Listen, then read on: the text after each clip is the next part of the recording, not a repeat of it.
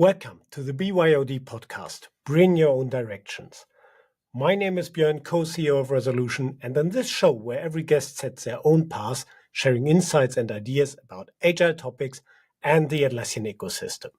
Proudly sponsored by NASA, not another stand-up app.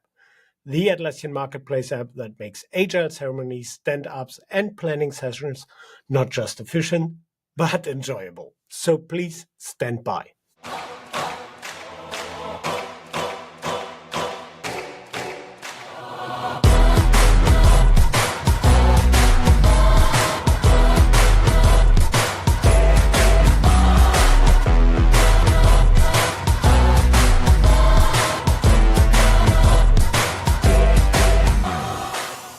So, welcome back. Today with me is Hubert from AppForge. He's the founder and the CEO. I know him since many years from Atlassian community events in Berlin. And yeah, let's say hello to Hubert. Hey Hubert, how are you?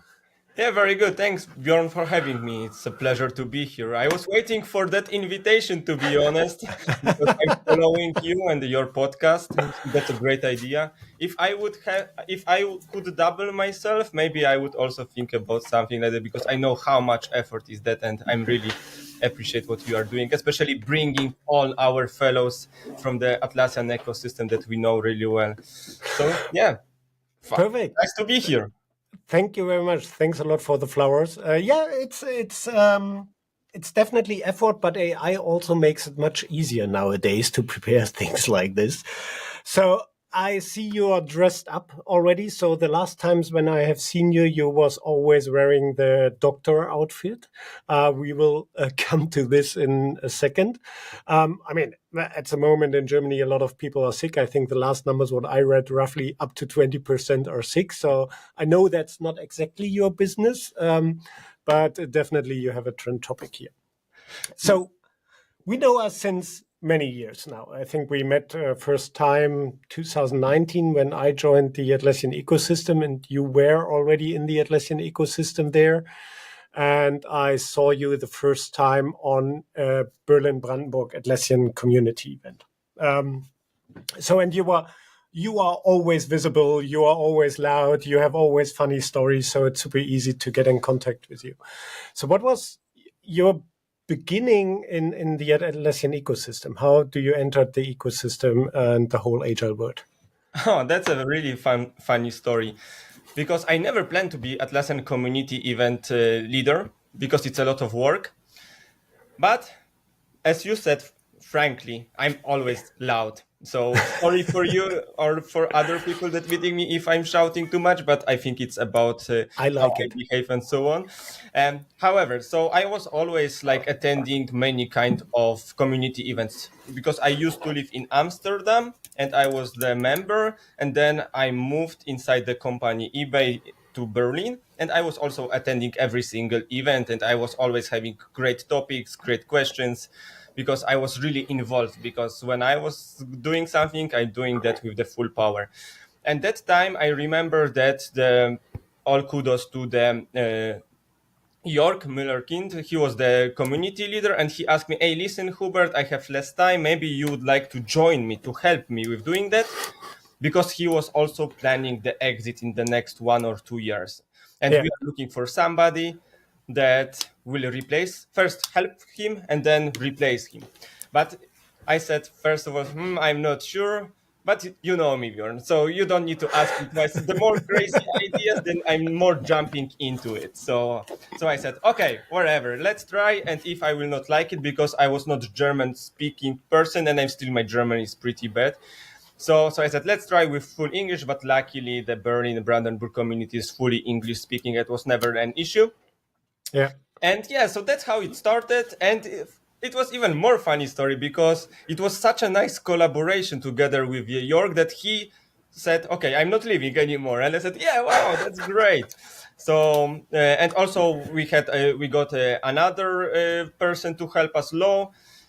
And now in 2025, we are 4 people, and we are organizing like event every 2-3 months. So the next one will be in the first week of March. So if you have time, feel free to join us, and you will see how awesome the community is. We have always like soft drinks, beer and also like pizza, and we try always to bring some interesting topics. So Björn, you were like speaking like every year because just a disclaimer, the Björn, we can work thanks to the companies like Björn, like Resolution, because we have multiple sponsors that can give us some opportunity to bring it on the higher level, because Atlassian is only reimbursing the food, and but if you want to put it on the higher level, you need extra funds. And thanks to the companies like yours, we can do it in the as we would like to do that. And usually we have between 30 to 50 people. However, last year, that's also a funny story, because last year was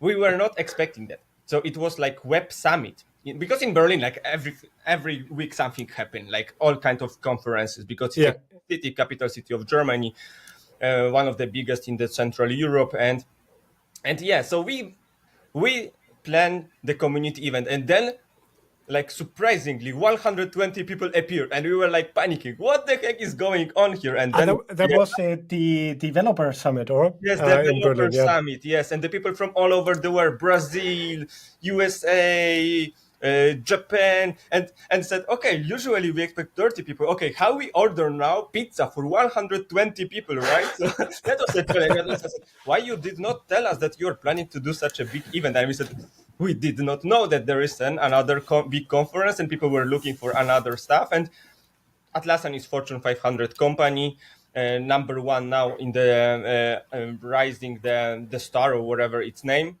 Yeah. And everybody knows Atlassian, right? In the Yeah. IT world, at least. So Yeah. So I had last year, we had this tour with a couple of app vendors, and I visited a lot of ACE events. So it means it's relatively clear on every ACE event, you get pizza. I think I managed on one tour to eat nearly every day pizza, because also when there was no ACE, I need to grab quickly some food and was pizza again. So I had a pizza diet. But it's managing community. We will come back later to the community aspect, but one more question, because then I want to understand a little bit more what you're doing at the moment, so and what you did in the past. You mentioned eBay already, etc.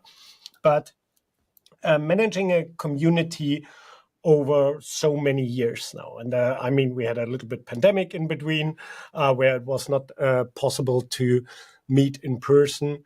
So what is your motivation for doing this community work? Because it's also a lot of effort.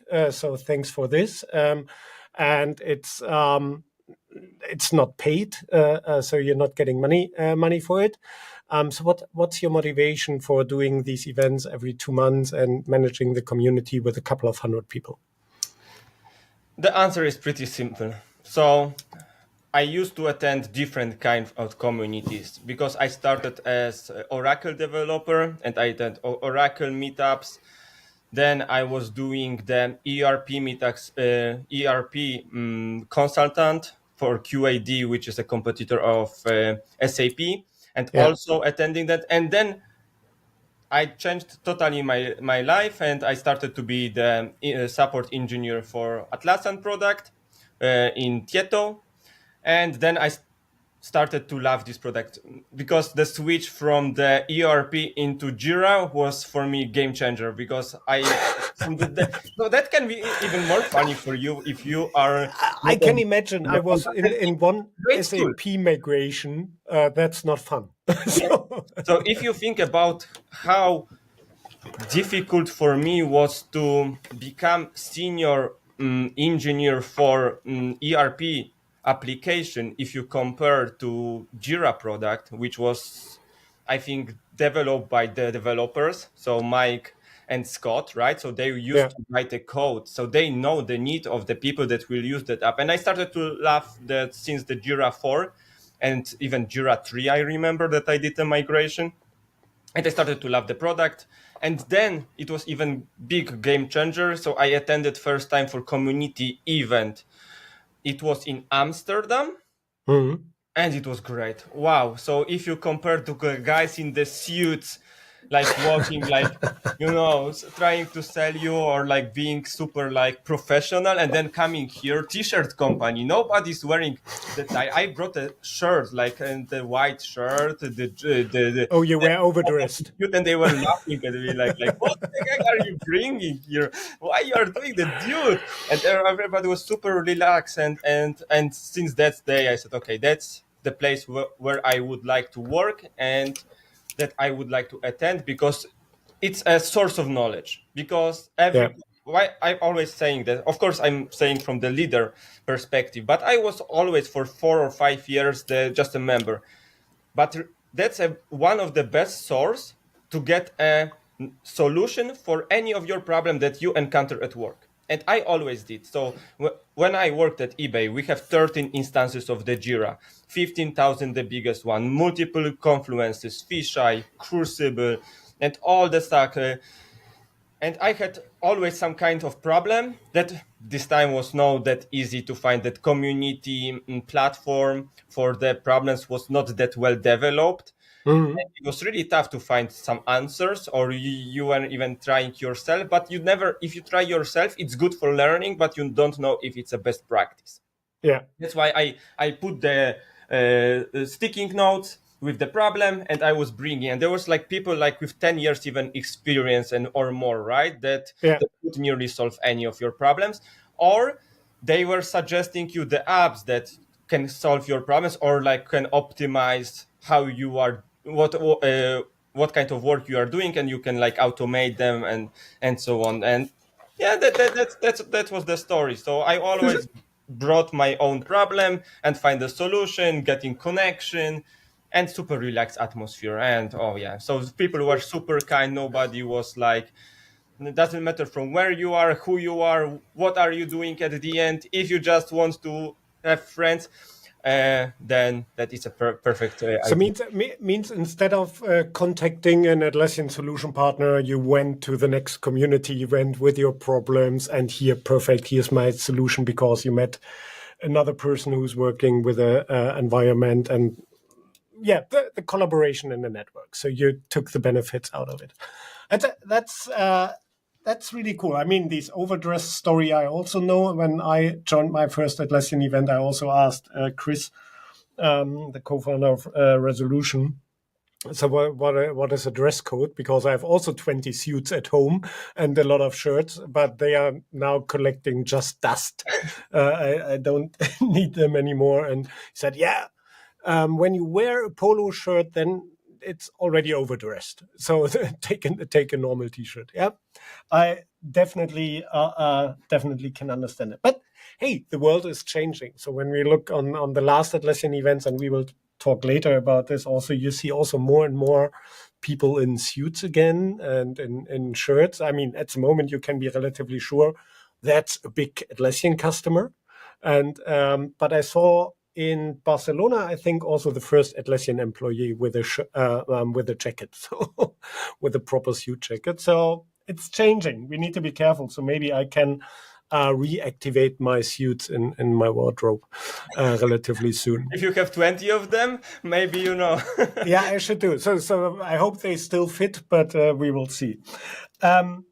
So you worked for eBay, so you mentioned it a couple of times as a consultant. You managed the infrastructure. I mean, we can now talk a lot over the past, what were your responsibilities and so on. But let's maybe combine a little bit the past with the actual portfolio of Atlassian. So when you work for a big organization, IT company, eBay, with a lot of challenges, a lot of product services, and so on. They had all these beautiful data instances, etc. Since a couple of years, Atlassian is saying cloud, cloud, cloud, cloud, cloud. No data center, no server anymore. With your experience and your day-to-day challenges and projects, what you did, how would you say that the new Atlassian offerings, product offerings, also when we look a little bit on AI and so on, how is it changing the job of an in-house Atlassian expert?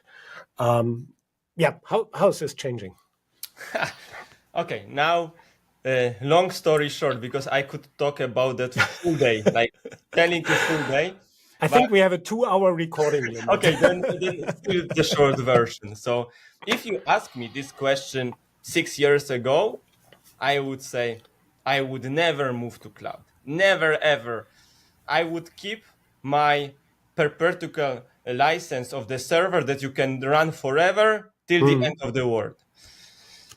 But now world is changing, right? With all Yeah. this feature as you mentioned, AI and so on, and more stress on software as a service. Why I'm saying that? Because I'm still a little bit like in engineering dinosaurs. Mm. Because as I said, I started with Jira 4, and I still remember when I worked for the branch of Commerzbank, we were tuning Java directly on the server because data center was still not there.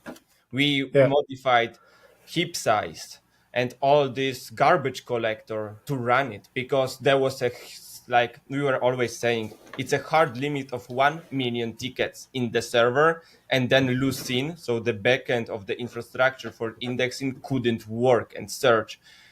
That's how the developed for me the passion to the data governance, and that's why about the doctor and so on started to be nested in my brain in some point and never leave me. So that's why I'm always obsessed about the cleanups, and nobody likes to do the cleanups, to be honest. Do you like to clean your house? No one likes to do No, it. it's spring. I started this week to clean up my office, my home office, and it was planned as a 2-hour thing, but it's still work in progress and not technically done even. So Yeah, that's why I also have a background as Oracle the support engineer. So the cleanup really often, because Atlassian does not give you anything. Now it started to give you Jira Optimizer, which is super simple. But back in the days, you have to write SQL queries directly versus database to get the info if something is used or not, or if I would show you my private repository, there are hundreds of scripts for the script runner mm. to in Groovy to get the data, what is used or what is not used. Of course, SQL queries as well. And that's also the story about that. Yes, never try to update the stuff on the production database, right? That's what they are saying, but they Yeah. are not saying that there are no other ways. So I was always told like, Hubert, we need the real senior professional that can do that, and I was the guy that would doing that, dark side of the engineering, so stopping Yeah. database, modifying that and turning it on, and of course doing backup and so on. But yeah, that's how it used to be. Now if the software as a service, that time is gone because even for data center you don't need too much tuning and so on, just the cleanup. You have REST API for nearly everything. So especially in the Jira cloud, you have like REST API for most of the, I'm telling objects. So object is the Mm. keyword that I use always in my presentation and explanation. So object can be anything like scheme, ticket, value. So that's the object. It's coming, of course, from the programming, and that object needs to be investigated, Yeah. and then you need. So I always saying that our Doctor App has 100 years of experience of doing the cleanup. So why? So I closed in the room 10 consultants like myself, the friends, together. We were sitting for nearly like 1 month, like, and trying to do the proper like logic for diagnosis and we all Yeah. that kind of idea. Our backlog is still like, oh, to the moon. Yeah. Tons But of ideas. yes, but yeah, so that's how you do that. So being on the experience level. So now if we go back, so if now you ask me, cloud is the future. So data center will stay in highly super regulated companies, Mm. like maybe banks.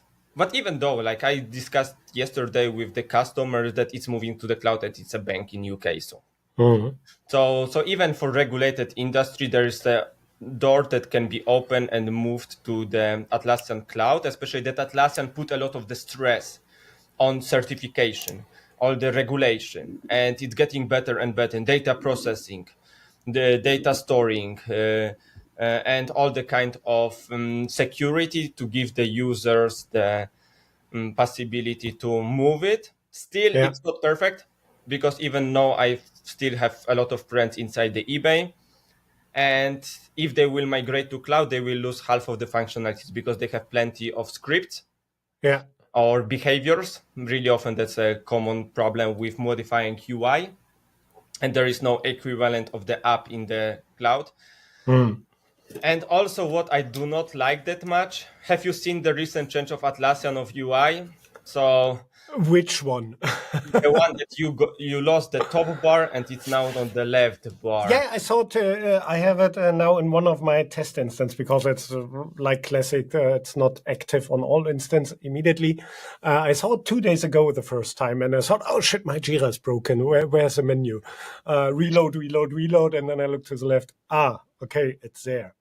It took me 1 week to get used to it. And I know already from some customers that it will be pain point, especially for bigger one, but it is what it is. That's the software as a service. You accept the constant changes. So it's not Yeah. just written in the stone that it will look always like this, and that's it.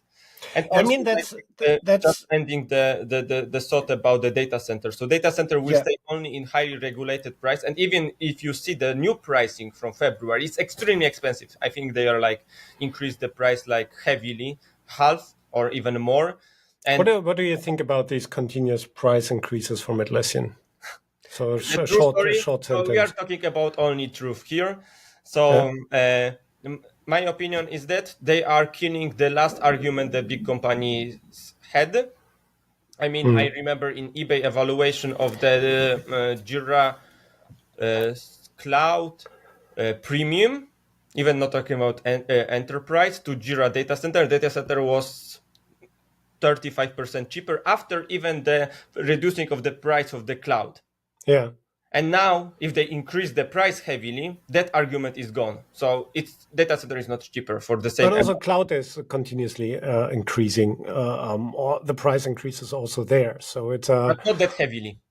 yeah, exactly, yeah, exactly. So So it's if you I mean, double the data center and you increase 10% of the cloud, then, but also it's interesting about the topic. So if I'm not sure how much you are into AI, but now the OpenAI released on Monday information about more paper usage, and that's how it coming to my brain now, that Atlassian is using OpenAI partnership, and if OpenAI will increase the limit, how it will be with the pricing of the Jira and the usage. So we could expect in 1-2 years even more. And also for us as a vendor, now next year Atlassian will push us to pay for the users of the Forge apps.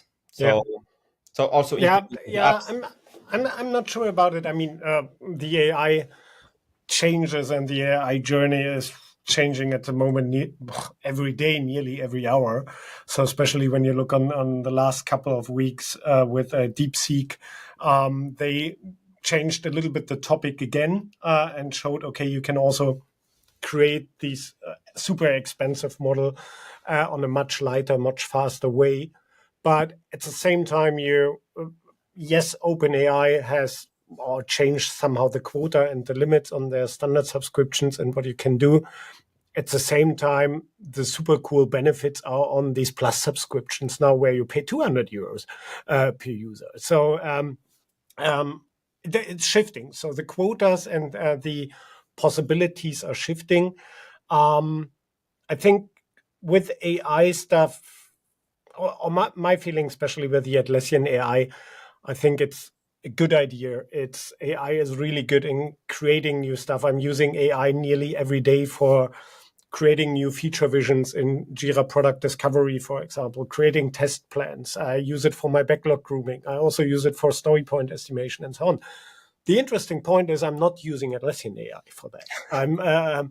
I'm using at the moment ChatGPT Operator in some cases, or just OpenAI tools or other tools, because Atlassian is not, from my perspective, not on the same pace level like the AI big names are doing it at the moment, but they are charging the same stuff. And that's what I get in at the moment in a lot of customer and also partner conversations. That's why I asked for the price increases and so on. It's data center, yes. So we heavily also rely. We have still thousands of data center customers on our products.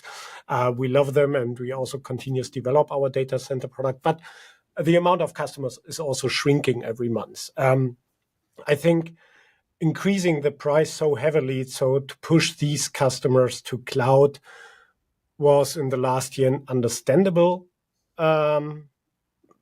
step, but now they do it a little bit too much. Yeah, so and I think that's what I hear from a lot of customers and solution partners at the moment. The biggest problem is not the price increase itself, cloud and data center. The biggest problem is that it continuously happens. Every year at the moment, it's going up 20% for cloud or data center more.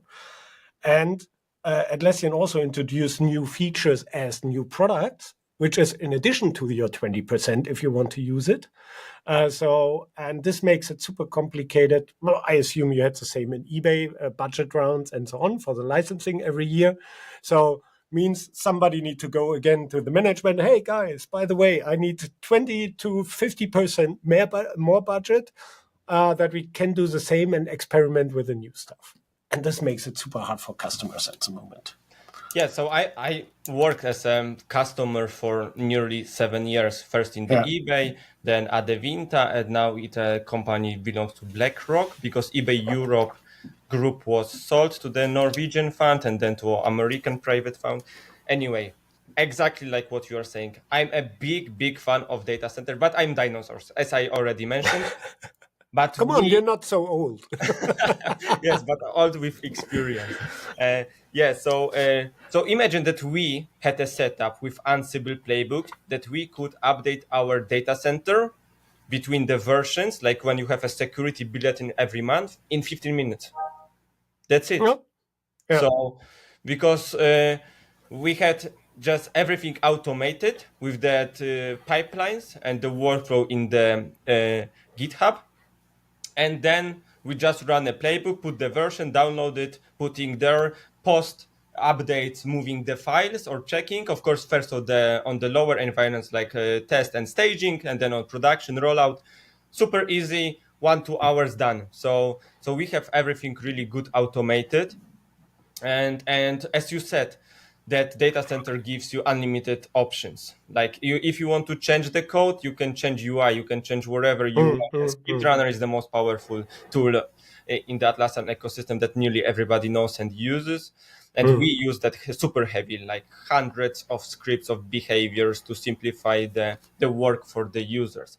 But also, I was pissed very often going to the Atlassian conferences like Team 23, Team 22, or I think it was not Team that time. Anyway, it was an Atlassian event, I think. What was the name? I don't remember. One of the random events in Las Vegas. Yes, exactly. and there were no even single word about data centers. Yes. So to find roadmap, you need to really look in the internet in the small sections. What are the road?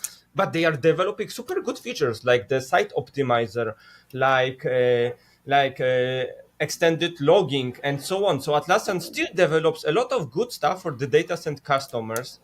That the priority schemes finally that we were waiting for nearly 10 years to get them, and so on and so forth. So they are still investing in data center. It still gives you the highest flexibility, and you can have your own setup like multi-nodes, one node for REST API calls only, and it's a super reliable tool. And it's not true that taking care of your own data center is a big problem if you have a proper team and properly configured, because everything can be more difficult if you make it too complex or do it in the not according to the best practices. Yeah, I think that there is that's especially the weak point at the moment of the Atlassian story. So that data center is complex, or no, everybody can move to clouds, especially also the pressure what they're putting at the moment on solution partners and customers that you need to excuse when you can't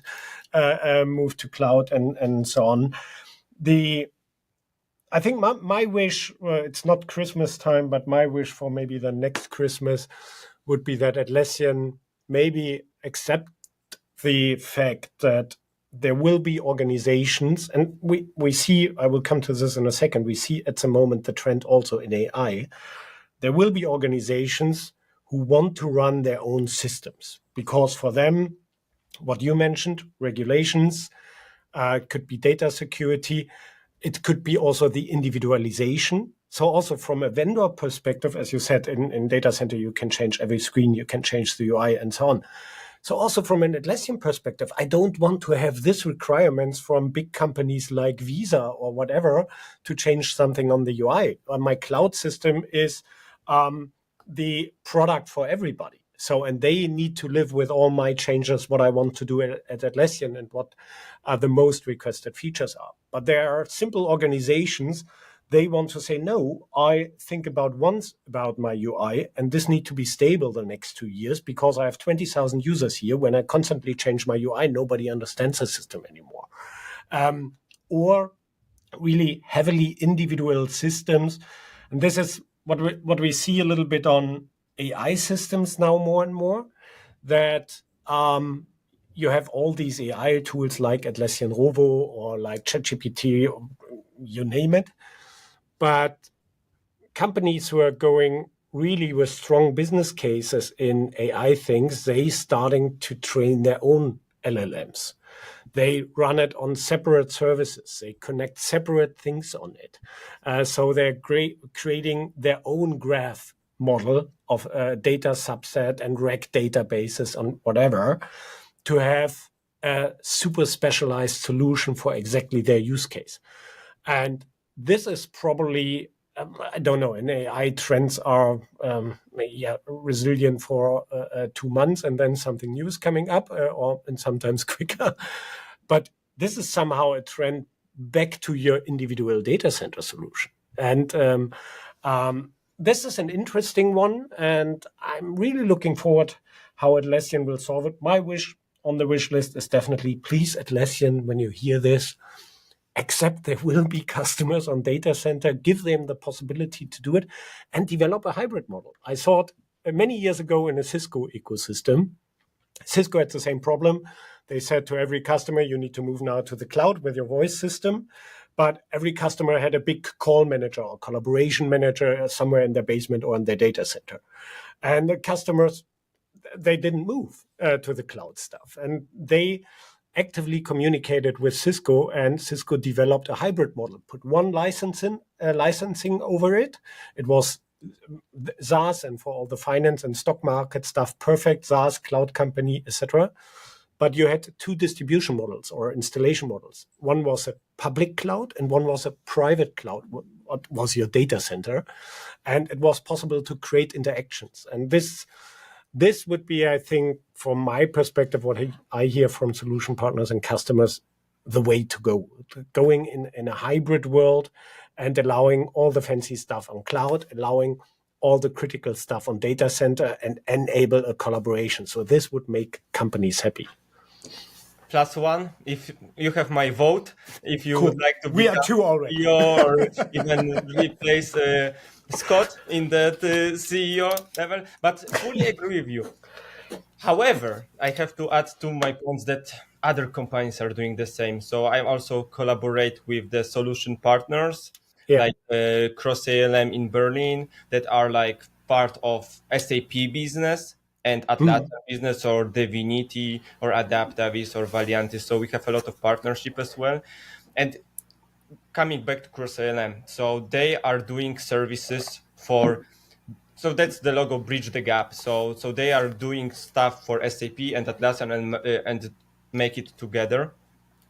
But SAP is also doing that.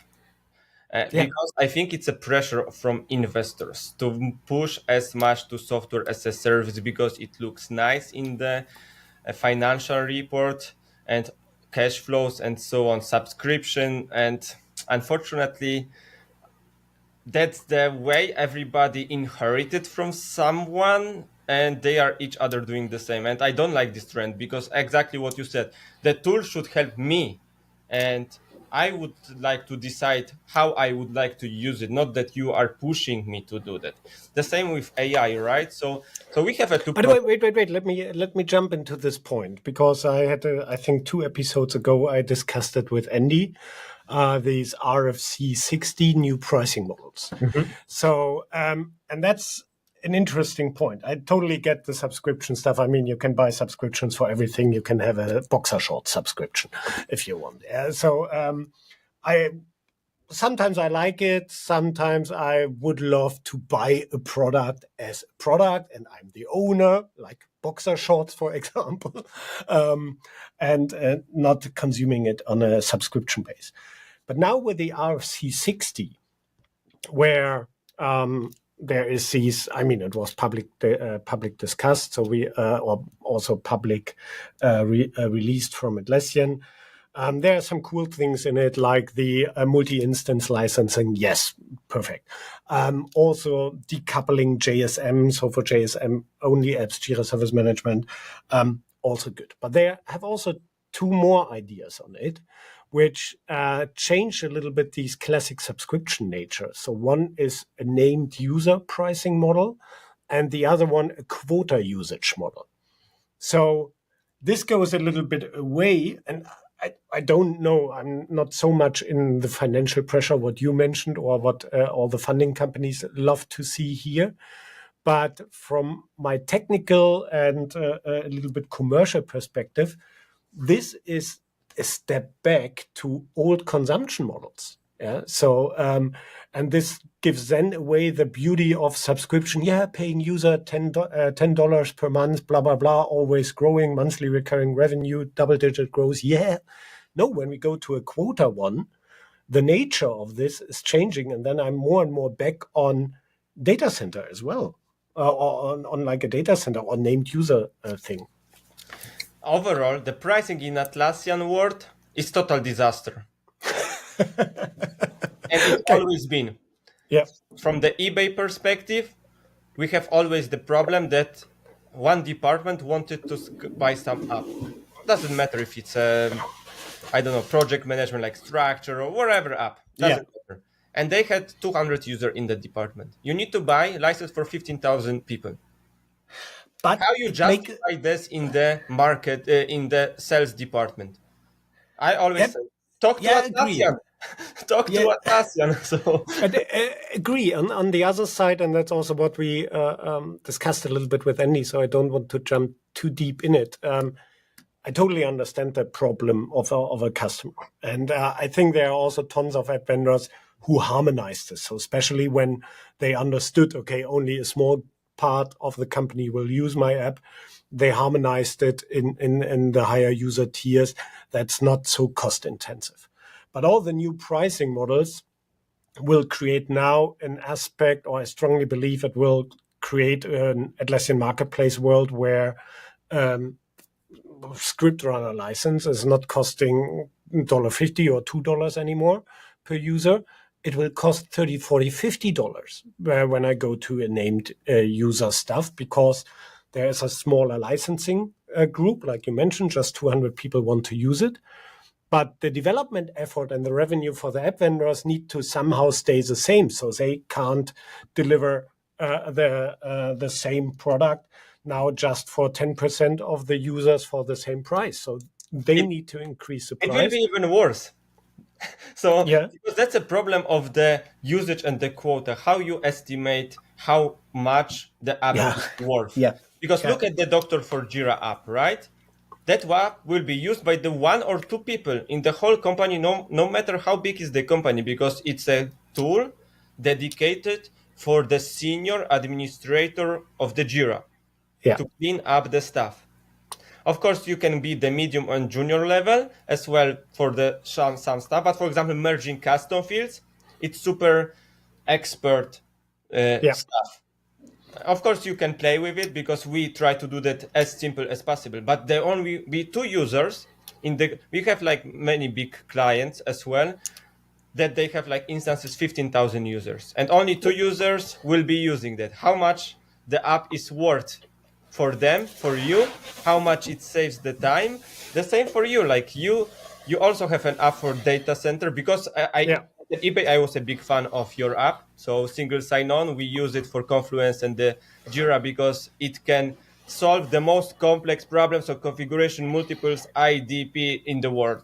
And then you can and also thanks to you, like we could save some money with reducing the inactive users licenses. That's Yeah. what also we inherited in the Doctor for Jira, because for the many customers was, hey, listen, we don't We are have also any working data. on a cloud version now for it.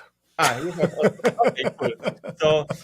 So yeah. So in the world of the data governance, you should disable the users if they are not inactive on the selected in your company policy time range, and then you can save money of reducing Yeah. the license used. Yeah. Of course, the problem is with reactivation because it's still pretty manual, or there are some workarounds. But yeah, so that's what's also what we did in the many systems. So if you have so many Jira, so many Confluence, and people are using rarely stuff, in the data center, that's again why data center is better. So we could make the configuration of single sign-on to be like that. If you don't log in for the 90 days, you were disabled. But when Yeah. you try to log in, and it's a single sign-on coming from the Okta, it was automatically reactivating to your Yeah. users. And even more important, it's that the user. That's listen, people, because that's a really good knowledge sharing. You can configure single sign-on with the Björn team that you are deactivated, but you still can be assignee, reporter, and mention in the comment, because you do not deactivate user, but there is a Yeah. workaround. So you create special group. We named it Shadow IT group, which has possibility to be assigned and the reporter, Yeah. and it does not consume the license. However, the problem is with the mailing, but that's not a big deal.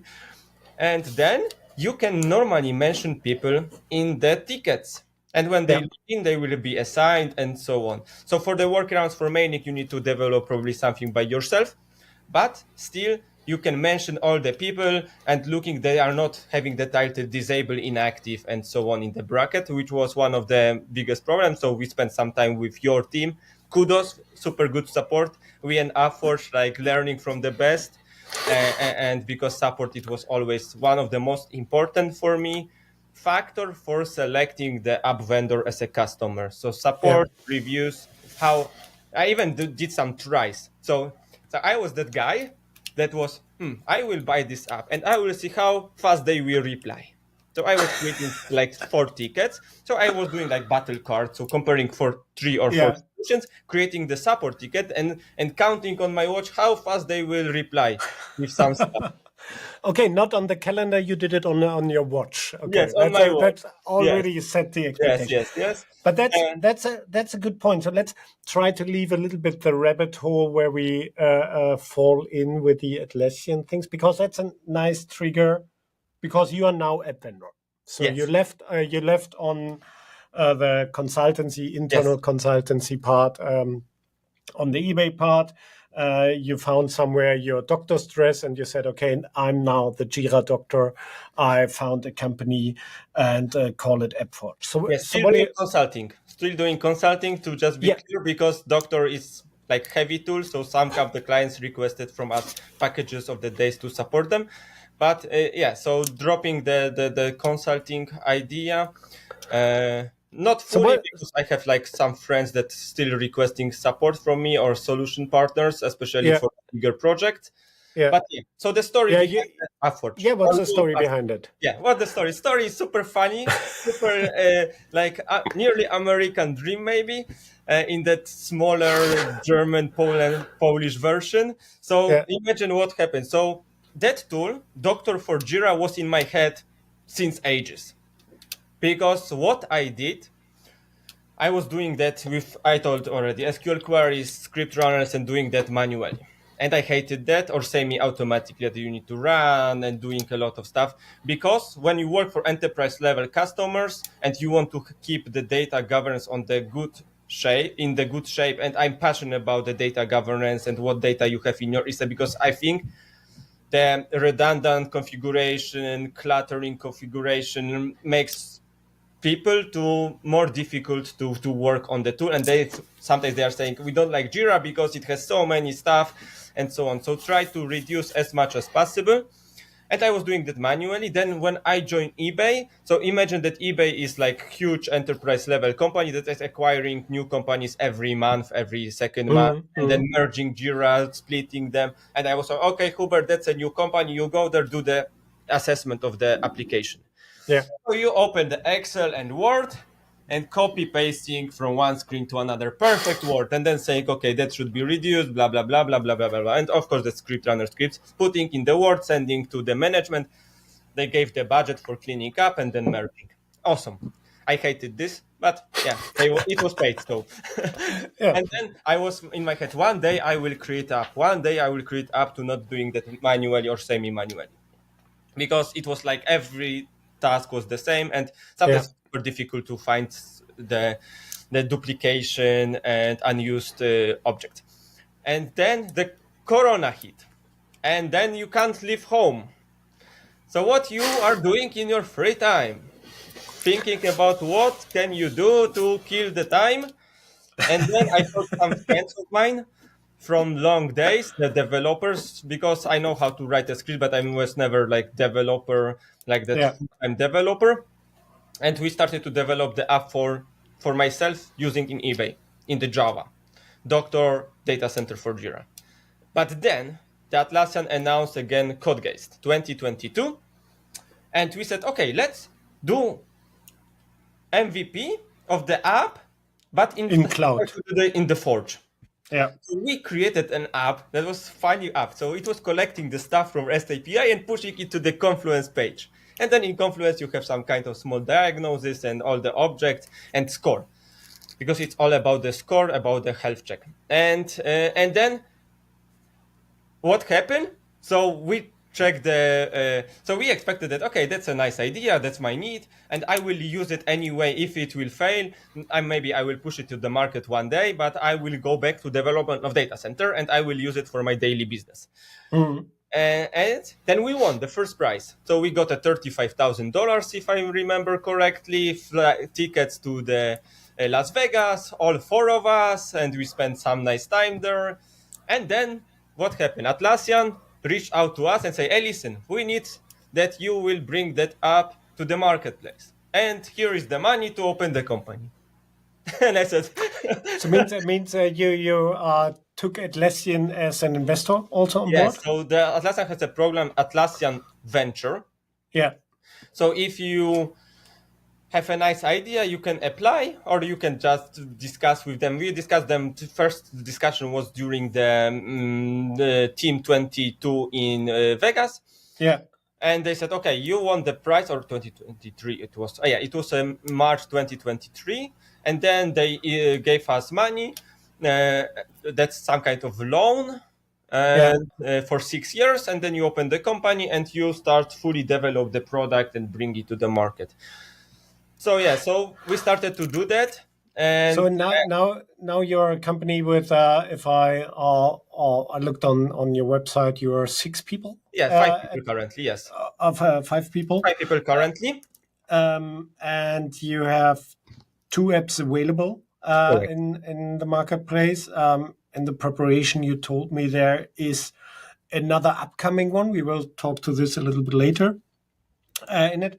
Let's jump a little bit how your team is organized. So, I mean, it's founding a startup is, as you said, you had the idea many, many years in your mind. So then there was a point, okay, solve your own problem, which is always the best point of funding a startup or creating a company. Solve your own problem. Maybe other people have the same problem. So you solved it on data center. You saw the opportunity, CodeGeist, CloudForge stuff. Now you have a team of 5 people. So how are you organized? Where are the people based? So how's your structure? We are working fully remotely because I live in Berlin. The startup is in the Wrocław because there are 2 other developers there, and that's my hometown and easier for me to manage all this stuff. And 2 other people are living around the Poland. So one in Warsaw and one in Częstochowa. So so so we So do means not. it's a little bit like Marion explained last week in the podcast. So she was the only person who is Yes. not next to the team. So same for you. Yeah, but the Uh, team is super distributed. So we work fully remotely, of yeah, course. So our what we use the most to organize, of course, we have some kind of planning once per week. We have a daily stand-ups, but every second day, and we use a lot of Slack to communicate. So we are yeah, slacking all the time about some stuff and jumping in the huddles, and that's how we organize this. Of course, we use Jira for the yeah. managing the backlog and planning work, and Makes sense. but we Let's do not use the Scrum in that way of having iteration and sprints. It's more like back to the Toyota engineering way of working on Kanban. So when yeah, you finish your task, you take another task from the backlog. So there's no sprint that you work in the iteration, because we want to be faster and we want yeah. to prioritize each time. When you finish the task, you know what task you will work on the next. Okay, good. So more the Kanban approach. Okay. Yes, Kanban Um, approach. that's a perfect trigger word for. I sent you a survey in the preparation for how you see agile meeting or agile ceremonies, meetings, how you behave in it, etc. So, and you mentioned already your stand up is every second day. So let me share the screen and let's check your answers on your on the questions. So classic double share. So the first part in the survey is always about preparation. And your answers are the orange ones, Mhm. and the more purple ones is the average of all podcast guests so far. And as always, I just pick out some things here. So what I see is, and I mean, when some or the people who hear the podcast at the moment probably also see it, so that you are full with ideas, full of things, what you want to discuss, and so on. And it's also a little bit reflected in your answers here, because you are neutral. And when somebody is neutral to something, it's in some cases a disagree, or but you are neutral to properly structure your stand-up meetings in 3 questions, and you are also neutral for preparing it properly with notes, issue keys, and so on. That's fine. I'm also a chaotic person. So how is your team? Because I know my team has sometimes a challenge when you have relatively quick ideas. Let's do this, let's do that. We need to fix this, etc. Sometimes you are faster as the structure behind it. So how's your team handling this? Because it could be challenging for a team when you think in so quick steps and not preparing the stuff properly, etc. So how's it going for you?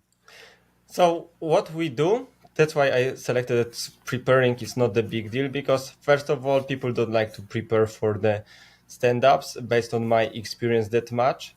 But what we do, it's the sharing screen just from the Jira. I'm sharing always the screen where you have a ticket, and what we try to keep it back from the, again, Kanban way of working, to not have more than one or maximum two items that you work on.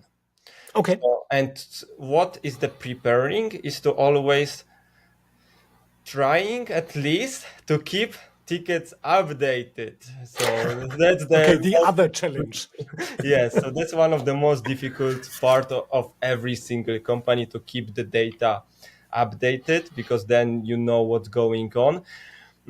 Yeah, so we are small team, right? So, and we Yeah. discuss many times per day. So that's why stand up is more or less the topic where we bring something to Mm, that it's blocking us. Oh, mm. or How? needing opinion on that. However, what we have is that we still use the three kind of questions, but not always all of them. That's why Yeah. I put it in neutral, because Yeah. everybody has some time slot, and we never cross 15 minutes. So if it's something to be discussed, we are also we are writing it down or in the chat, post stand Mm, up topics or breakout room needed. because some of the teams, like we have like marketing person as well, super great Patricia, and she does not want to, or we don't want to involve her in the like engineering topics and so on. So breakout rooms after the stand up, or uh, or post stand up, a short call between, or staying in the call. That That, that that, that, works. that's that sounds interesting to have this also fixed plan, that nobody plans something else. So these post stand up stuff or breakout rooms. Quick question to this before we jump to the next part of the survey. Would you say, because you mentioned, okay, we are a small company, it works for us and so on. A little bit same what Marion said, or Marion had a similar approach to it. The structure works in a small company. Now we have the benefit with you. You worked many, many years in a big, huge company. Would you say your structure at the moment would also work in a company like eBay? Not at all. So it's different when you have a 5 people team, and we had 21 people team. Yep. So then it was sliced down because it was too many people. Yeah. It sliced down to 6 people. Yeah. And then, yes, so in the bigger company, you don't talk with each other like couple times a day. So we did so we still work in the Kanban way, so not sprint planning and so on. We just work on the Kanban every day, daily, and once per week, weekly. And then we answer to these 3 questions and describe what we are doing. But also we have that post stand-up topics, because some people with talking about the ticket, like I could talk like about any tickets like for 30 minutes, and because Easily. there are so many, my brain always have to do that. And especially when you have huge environment, like adding new projects, changing configuration, changing like some kind of global stuff, should be discussed really often in the team. So Do you have somebody in your team who's interrupting you on some point? even it was tough to interrupt me, to be honest. And, so usually they were raising the hand if I was talking to. But no, we used to, when we had like Scrum Master once, then that person was counting. But I learned with the past that sometimes, especially in the daily, I try to be as short as possible, right? Yeah. We had yesterday in our stand-up a short thing when we had a little bit chit-chat in the beginning. So we also talked about this because we have also one team member, Raime. He's from Spain. And I think 2 years ago on a team event, we figured out, and you also know Raime. Yes. So we figured out in somehow a group work that he asked the team that some people should interrupt him and stop him talking when they realize he's talking in circles. And we had somehow this topic yesterday again in the stand-up for a short moment.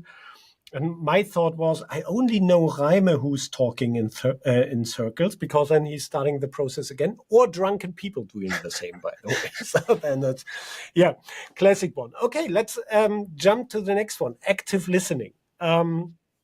So that's, agree with most of the parts here. So I listen to colleagues, updates, avoid multitasking. You agree.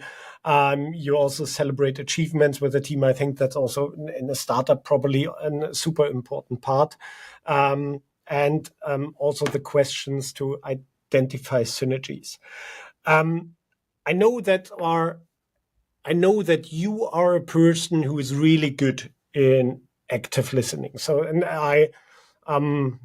when you want to put it a little bit in stereotypes and so on, you can see very often people who listen to say something, and there are people who listen to understand first and then say something. And you are definitely in the second group. At the same time, your speed and your pace is super quick. So how is your team doing the active listening to you? Because that's Okay. I think that's a challenge for your team with your pace, that they need to catch up with you. Is this a situation, or have you found somehow a superpower for that? It's totally opposite, because that's again who am I in the private life? So if you close the lid of your laptop, I used to Yeah. be semi-professional football referee. So I was in the third division, and I was Ah, also football referee in Netherlands. So in on the pitch, you need to make a decision in 1 or 2 seconds, or have prepared in your brain decision if it will happen.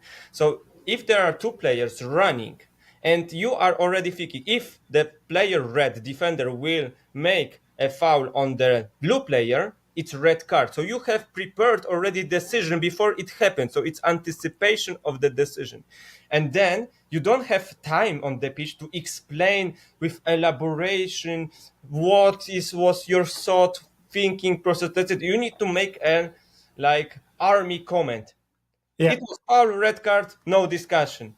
That's it. If you want to discuss after the field, you cannot like tell more because first of all, the, I always saying that you are running with the whistle after 22 people that are sweat, right? So yeah, men or girls, like because I was referring for the both genders, and so they are in the I don't know in the some special of mood of the playing, so they can be angry, sad, and all kind of emotions, and you yeah, cannot like start talking about blah blah blah blah. In my opinion it should be done in that way. No, red card, end of discussion. So I inherited that also to the business, so I tried to make the the explanation as simple as possible, and also I try to understand that, because if I do not understand that, I don't know how to tell the other people that he will or she will understand that what I mean. But also mm, I'm open for the discussion because I like the discussion, and that's kudos to the York, so the previous community leader, because I think he was the best listener I ever met, and I tried and learn and look how he was doing, because he was always like uh, it can be seen that he was for a long time CEO for the company, like in yeah, the international company, and how he behaves, how he listen, and then processing and thinking about every single word that he will say. I still don't get, couldn't get at the same level to think every single word and stop using swearing sometimes and so on, because yeah. it's coming back from the football, because you need to swear to that, because if not, they will not. It's an important part. Yeah, Yeah, exactly. for So sure. that's the two mentors, right? One was the football and one was the York, and I tried to merge these words as best as I could. So I like one last question to active listening. I'm already on the next slide. So you mentioned one interesting aspect when you are a referee. Then you already think about the situation, what could happen, and what will be my situation. So it touches, or what will be my decision probably. So in business, this is goes a little bit in strategic planning or risk management things and so on. Are you doing this also in your startup life at the Yes. moment, that you think about okay, when we go in this direction, then this could happen, then my decision will be this. So that's first part of the question. And then a little bit the chess questions. How many steps in the future you try to think? So is it just the next step, or is No, it? no, no, no. So I like the long range planning and putting some kind of, I named it milestone, but it's not really milestone. Mm, So, but I would like, so for example, I'm the person that in December putting the goals, private goals, business goals, for the next year. Excel mm, sheet every year with the points, and then I check what I did last year, if I achieve or not, and then I plan the next year as well, and then as well checking that if I managed to do that. And I also had like, for example, I would like to get married before I become like 35. So it was also my goal on my list, like that kind of details. So private, or I so would like done. to have a kid, yes, and or I would like to have like a monthly recurring revenue in the business world, or I would like to get a better car for traveling because that car is pretty bad, and so on. So, and I try Yeah, to review that points one per quarter to see, and also I'm the planning up to D letters really often. So if I plan something, I have plan A, B, C, and D. So Interesting. I try to have always that nobody can surprise me. Or however, it's tough, especially when you are failing. And oh my god, having startup with so many failures. Like what I have failures in the last 35 years, or I'm 38, let's say 20 years of being professional, 18 years of being professional. It's the Yeah. same amount in the startup in the first year of being there. And it's such a difficult to get into the market and so on. But it's challenging, and I like challenges. Oh my god. So That's super interesting. I never would have guessed this because I thought you are more a person, because I'm more the person. Yes, I also do a plan, somehow a rough idea. Okay, that's next step, blah, blah, blah, blah, blah. But then I have relatively often the aspect, also what when my team is asking me something, or my partner is asking me something about a crazy plan, what I have, where then, okay, what should we do when we have problem X, Y, Z? And I'm more on the side, okay, we're thinking about when we have the problem. So it's interesting. I thought you are also more the person. Okay, let's start. We will see how it goes, and let's make the decisions on the journey. Interesting, super cool. Okay, value delivery. So here your points. I just want to pick up one stuff, right, or two things here, because also here you are neutral on two things, and I would like to ask you how will you do it when you're not do it somehow in stand-up meetings or whatever. So you're neutral in two things. You're neutral in stand-ups help to address and solve blockers timely, and handover and feedback loops are easier than before. So why you are neutral here, and how you do it in AppForge? yeah, so again, from engineering perspective, depends how you understand the question. So I understand that you find a solution for the problem. And in engineering world, stand-up is not the place for doing that. That's why it's neutral. So you Mm. know that there's a blocker, and then you create a breakout room, and then you 1 hour spending to try Mm. to solve for 2 hours or 3 hours. Mm. So if you ask me if it helps to solve the blockers, yes, by creating the breakout rooms. That would be the answer. Okay, But so it's more the you address it in stand-ups. You try to stick to your 15 minutes, as you said, exactly. and then you pick the right people who are necessary for solving blocker X, Y, Z. Yes. And Got about it. the feedbacks, that's also really so when you are working in engineering world, people are really often introvert, right? So Mm. so you need to so we are doing that in the weeklies or longer meetings. So I fetch them by the tongue. Hey, what are you thinking right now? What would you Mm. like to improve, and so on. So we'd never touch that topic during the weekly, during Mm. the daily, but weekly. So that's why it's neutral.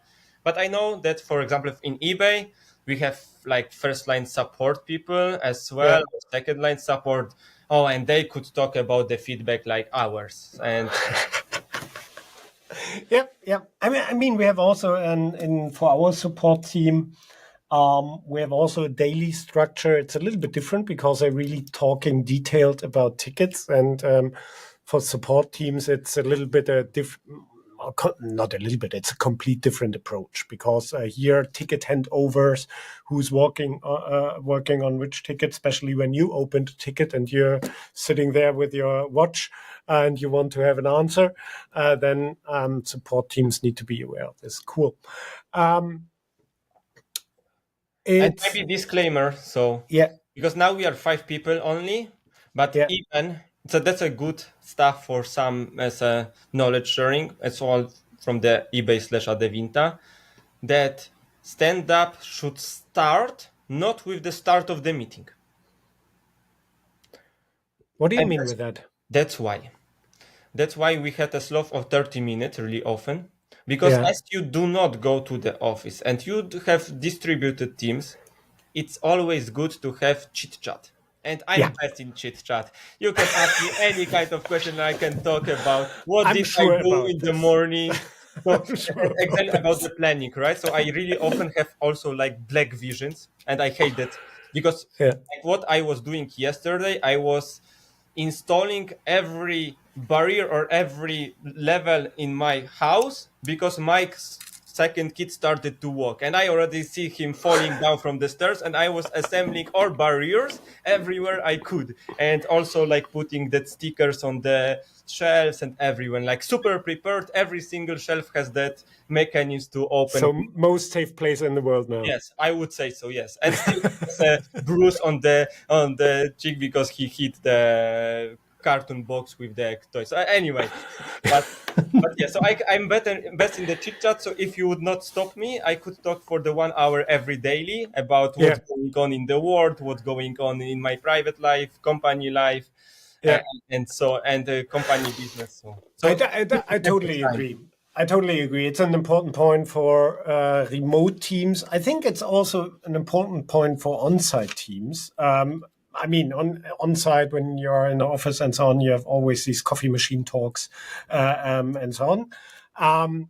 But I see it also more and more because when I'm in the office, I have relatively often the situation that I'm coming to the office, I go into a meeting room, I join a Zoom meeting, and then 8 hours later, or sometimes less or more, I'm leaving the meeting room. I had a couple of meetings, etc. So no time to talk to people. So it means this social interaction is important. I totally agree. And as you said, with when you work with engineers, developers who are most of the day deep dive into solving a problem, coding something or whatever. In some cases, it's the only social interaction on the day. So yes, you definitely should do it. Um, let's jump to the next point. BYOD, bring your own directions. You choose word diagnosis. Bring your own diagnosis. I mean, you have the doctor address. Actually, we talked a little bit about your okay, good heartbeat. The heartbeat Yes, measurement it tool is doesn't work also. from AliExpress for $1, but Okay, good. that's But good. I hope yeah, I'm relatively sure your app properly works. So what? First of all, I like the idea. I like the idea with the Doctor for Jira and so on. And I saw your app. I know what's doing. It fits perfectly, and that is, for me, it's clear why you have chosen this word. But explain it for the whole audience. Um, what is AppForge doing with Doctor for Jira? I know you have other apps with other things, but let's stick for Doctor for Jira for a moment. So, which problem you are solving? Okay, so what we are solving, it's giving back times to administrators that they never have for doing the stuff about data governance. So I was administrator in many enterprise level, and but not only enterprise, any kind of Jira face these issues that you don't have time for the cleaning up. So what we do, we focus on the few aspects. So first of all, it's one button diagnosis. So you just install our app, you click one button, and you have a full score of your instance in 20, and it's breakdown to 23 reports. So we are talking about the screens, to the field configuration, to the projects, filters, users, groups. So we analyze every single object, as I mentioned before, object can be anything in the Jira, and give the diagnosis. Either it's Your score. healthy or not. Let's stick for the score for the moment. So, how is the score calculated? So, is it you mentioned in the beginning something like used, not used? Is the so which aspects you're taking into account Okay, here? so if we are talking from the mathematical way of thinking, it's average of the all the reports. So you have 23 reports. Each report has individual score, and then you get average of the all the reports. Okay. And for example, diagnosis can be much more than used and unused. Let's see the easiest example to explain. You have a project. You have a project in the Jira. We get this project and starting to analyze. Let's say you have a project single sign-on. That's the name of the project. Then what we checked? We check, for example, if the project lead is an active user. So you have a point of contact to that project. So if you want to modify something in the multiple project, you have a contact. Second thing, what we checked, when was the last ticket updated in the project? And then you can configure Jira with your policy. For example, show me all the projects that were not updated in the last 180 days. Then you have a diagnose the project was not used in the 180 days. Another topic is that, and there are much more that kind of logics. Yeah. And if all of this logic is passed, then you have a green. And if one of them is not passed, you have a written form, small, again, single line of the action that it's suggested. And then. So your app is then giving action recommendations. Correct. What you should do with that. Because that's exactly what I did manually. So I was doing that with the scripts, and then I put by myself recommendations. And that's what our app would like to do that as well, what our app does. But it's not that only. So after the diagnosis, you have options. Options like bulk clean. So you can move all the project that you selected to the trash or archive them. And then, for example, if you archive all the projects that are unhealthy because of any of the reasons, and then the score gets to the green. So if you have 85% of the cleanliness of the object, again, simple mathematics. So if you have 100 objects, 85 of them are green, then it's 85%. Yeah. No brainer there. And the goal is to get as green as possible on the all reports. We have, for example, one of my favorite functionality, it's the filters. Filters in Jira Clouds are managed in the really strange and tough way. So if you want to change filter, then you need to go to shared filters, take the filter ownership, modify that, and save it. Yeah. We can do much more with REST API calls. So that's why you can, for example, even modify the private filters, fix them.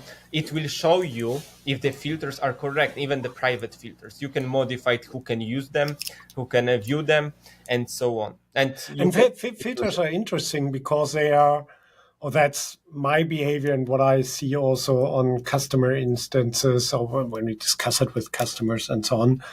So filters are a little bit like these very often one-time use thing. You create a filter for something because now I need to see the issues in project A with the status, with the assignee, etc. I create a filter, I save it, and then two things happen. So maybe I don't need this filter anymore in the future, or next time I can't remember that I maybe can remember that I created the filter, but I can't remember the name anymore. Because very often in the situations when you do it quick, you give a shitty name to it. So it means you can't find it anymore and you create the filter again. And then after a while, you have 10 filters with a same logic, different name. That's why we have implemented duplication mechanism. So for example, if you are Björn and you have two identical filters, it will be both red.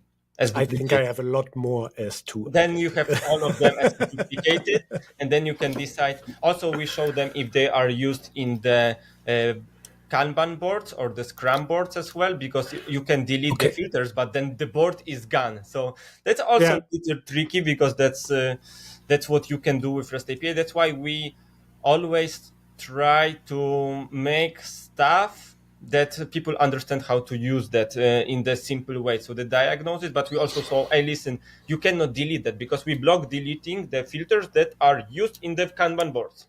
Because then you can break your Jira, and we had that.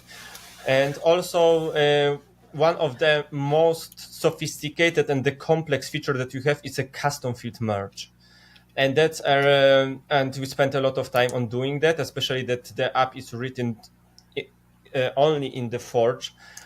So what we do, you get two custom fields let's say they are like similar or duplicated, and you want to have one, especially cases that when you migrate to cloud, sometimes Yeah. it recreates the same custom fields with the migrated in the bracket. So our AI algorithm, if you turn it on, that's also important, and that was one of the first requests that we received, like how to turn off the AI. So, and it's not any kind of open AI and so on. So we have our own algorithm in PyTorch that does a matrix and then checking similarity of the object by names. Yeah. Then you have a list of the object that we assume that could be merged together, and then you merge them together. So we take care of the screens, we take care of the filters, we take care of the context, and at the end we migrate the ticket. So there are multiple steps, 15 steps to be done to be able to merge. So that's how complexity it is, and it's the only solution on the market that it is there.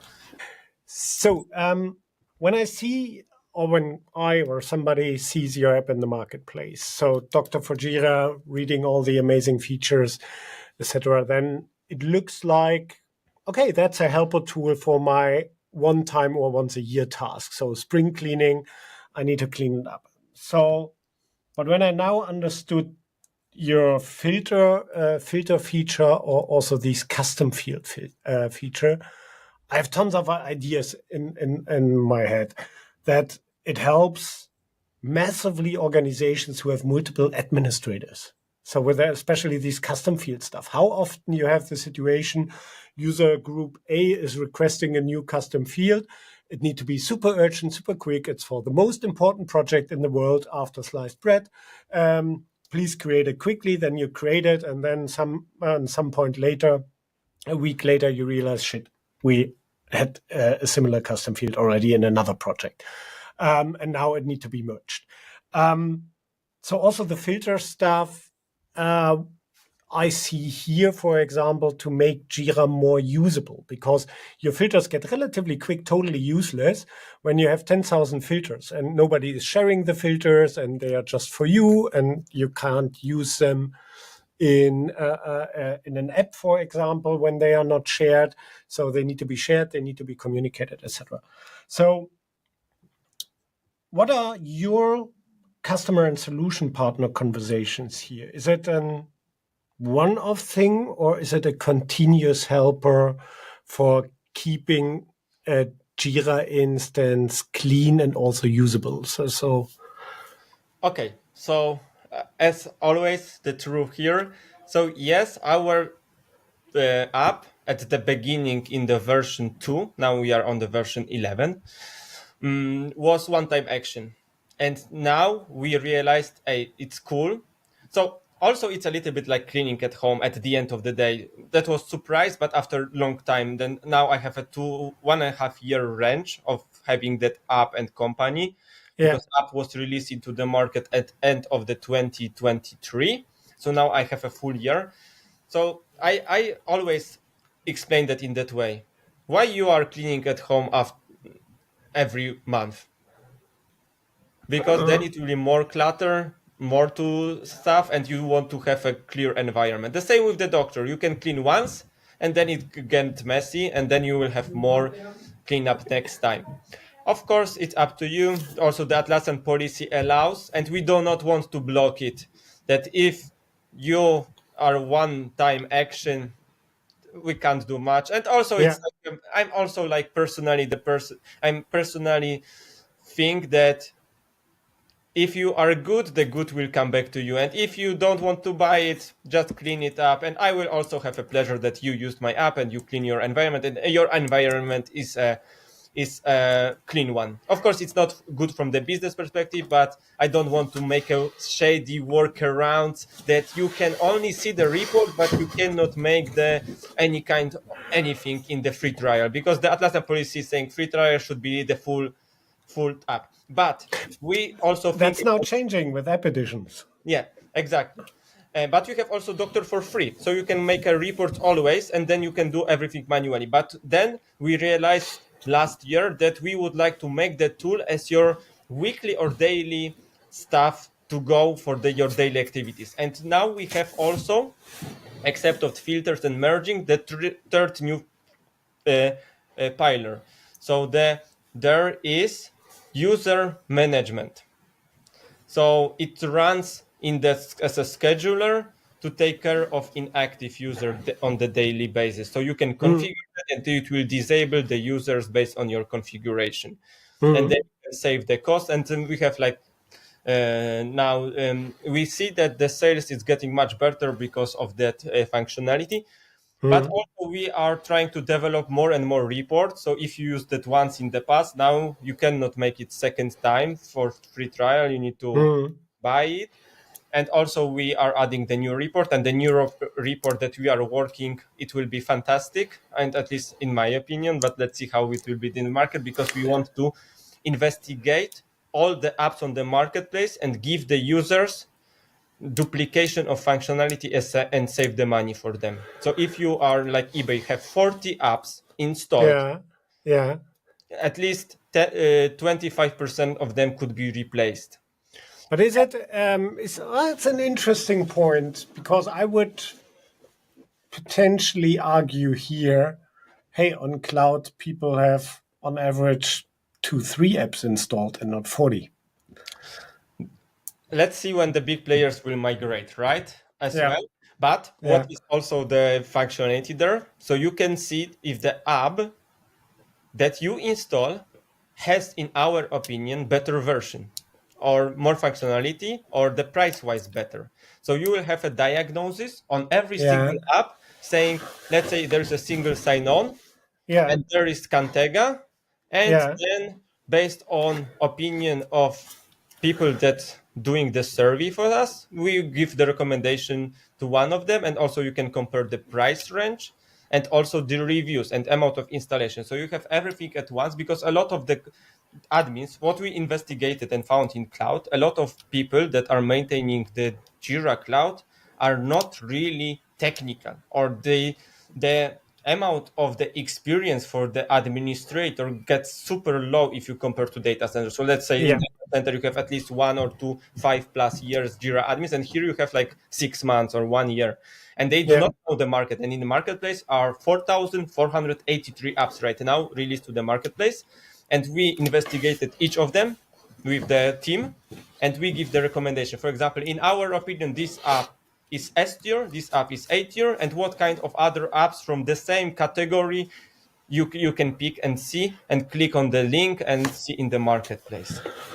And it will be soon released to the market as the 24th report. Okay, interesting. I have so many questions, but we need to do a second episode. Have you ever seen that there's an Instagram meme when there's a dog with the headset, and first time I joined C-level conversation, and there's a meme that is he joined the dog, and that no, you have to do that, can't do like that, blah blah. And that was exactly how we discussed about the apps, and how was the investigation of putting the tiers to the apps, because everybody has its own preferences, and based of course on the support. And so I tried to find at least 8+ years experience admins to do the similar evaluation. So it was like that like with the total meme. No, you cannot do that. No, why you're doing that? That's super fun. I mean, I have tons of questions, but we need to find answers potentially in a second episode for this, because it's we moved I don't start this rabbit hole, but definitely an interesting, super interesting functionality. So means to summarize it a little bit, your journey with Doctor for Jira so far, it started with the classic one-time cleaner. So like window cleaning, you do it 2 or 3 times a year. And then after the next rain, it's already dirty again, especially when you live in a city, and then you accept it for 3-4 months, and then you clean it again. So this become more the weekly helper, like your weekly helper at home, who is helping you with vacuum the floor and so on. And for example, filters, right? So you can modify any filter like without doing all these workarounds of taking over, or we have a lot of inline editing. So you can modify multiple project category just from one page. You don't need to go to each project. and change something, but you do that just from the main page. Interesting. Okay. Got it. I definitely will give it a trial again. Trial again. I need to do it on a different instance then. So for testing out. So especially also the reporting feature, what you mentioned. That's a really good one. So you mentioned that you're working on a new app, which was also part of the Code Guys this year. Or it was Code Guys last year, but the results were published this year. So what is the story behind your newest app? Okay, so before we jump to the new app, just a quick remark about our second app, because it's exactly what you said, it's for your need. So we found the potential and the need last year because of the idea of the app came from the big customer of us, that he said, I want to integrate my Jira with another AI, not the Atlassian intelligence. First of all, he was on the standard version and he said, I don't want to share all my data with Atlassian. So he did not enable that. And we created app for Codegaze 2023, Agile AI Assistant. So it's simply the app that gives you the possibility to chat with any model that you select from the configuration. So you can connect to OpenAI and Gemini, and as well for your private, if you reach out to us, we can give you the option to your private stuff. So you can connect to your private. And then what it does as well, so the chat option is one of stuff, the most important, but you have also some kind of prompt engineering. What does it mean? So you can configure the prompt of the per issue type. So you have a project that's a single sign-on project, and you want to have always DOD, DOR, and acceptance criteria, definition of ready, definition of done, and acceptance criteria as an outcome of the summary and description. And then you just put it in that special window. That's our criteria. That's how the ticket should look like. And you just simply save it, then go to the ticket, click one button, and you have it. And you copy paste to the ticket. Oh, I need to test it. Is it working with Jira Product Discovery as well? Does it have the tickets structure? Yeah. Because I didn't test it. That if you have an issue view and there's an app icon, it should work. Jira Product Discovery is. I think it's based on the same issue, but I never tested with the product discovery. But it should work because it works. I will test it. I will test it for you. Yeah, and then you can have like different models, and we plan also to make like with the others. Now it's a Gemini and OpenAI, but it can be anything that you want with just putting the credentials, and that's it. Okay, and now coming back, and we got a prize for that last year for EMEA innovative app, and we have like now I think 70 or 80 clients currently. For that, and it is super interesting. I mean, what we also created, I think it was already 1.5 years ago, 2 years ago, when OpenAI introduced the GPTs, we created this Jira GPT, which is exactly the other way around. So because we said, okay, the UI or the idea behind this was, I want to talk to my Jira. I don't want to work in the ticket and the beautiful Jira screen. I just want to talk to Jira. And conversational mode in ChatGPT was introduced at this time. So, and this allows me to talk to a project, creating tickets, ask for tickets for summaries, and so on without opening the stuff. So your solution is the other way around. That's interesting because I have tons of GPTs where I potentially also could use robo agents, for example, but the GPTs are the reason why I'm stick at the moment to GPTs is that there are so many improvements on the models so that my prompting can be more worse and worse. Yeah. So I think 1.5 years, everybody was talking about prompt engineering, and this is a new big job in the market and on the horizon. I'm not a believer in this anymore. Yes, it will need to have senior prompt engineers and experts and so on, but here more for creating agents, AI agents, how to do this stuff. But for classic prompting, the development and the increase of the quality of all the LLM models takes away the need of good prompting every day more. The downside is a little bit where I have at the moment the biggest blocker, but I think this will solve automatically in the future, is that all API versions of it have are very often are limited on functionalities. Yeah. So when so for example, via API, ChatGPT or OpenAI can't do research in internet. So I need to fix it with first asking Perplexity and then asking OpenAI for summarizing it.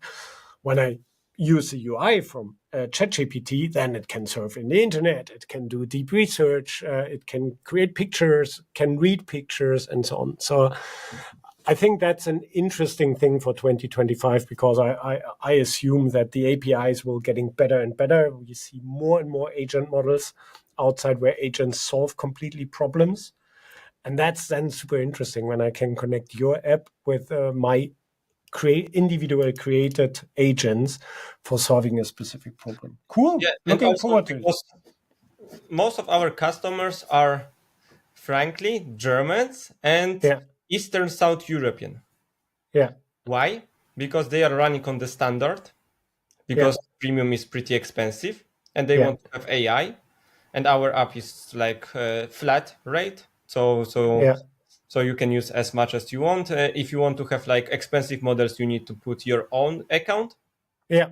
And the second stuff is that some German company don't want to share with Atlassian stuff. Yeah. Because Atlassian on their page is saying that they use all kinds of models that they are there on the market. So it's not only OpenAI, but it's also other Meta and so on. It's written in documentation. And also, it's solving the most basic problem. People do not know.